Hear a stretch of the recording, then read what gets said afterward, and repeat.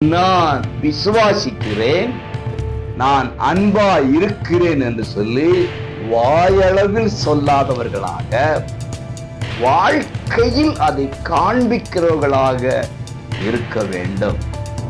நம்முடைய கிரியைகள் தான் அதிகம் பேசும்.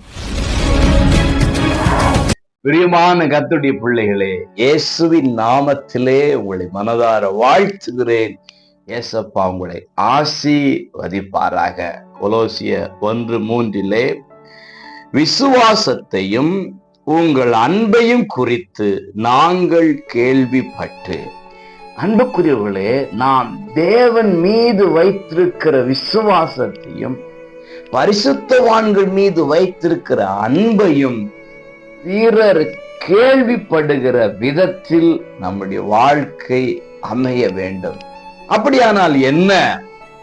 அதாவது, நான் விசுவாசிக்கிறேன், நான் அன்பா இருக்கிறேன் என்று சொல்லி வாயளவில் சொல்லாதவர்களாக, வாழ்க்கையில் அதை காண்பிக்கிறவர்களாக இருக்க வேண்டும்.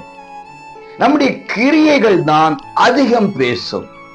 ஆனால் இன்றைக்கு கிரியைகளை காட்டிலும் வார்த்தை அதிகமாக வெளிப்படுகிறது. ஆகவே இன்றைக்கு கர்த்தர் நம்மிடத்தில் சொல்ல விரும்புகிறது, அல்லது கர்த்தர் நம்மிடத்தில் எதிர்பார்க்கிறது என்னவென்றால், வார்த்தைகளை விட கிரியைகள் வெளிப்பட வேண்டும். நம்முடைய கிரியைகளை பிறர் பார்க்க வேண்டும். நம்முடைய கிரியைகளை பிறர் கேள்விப்பட வேண்டும்.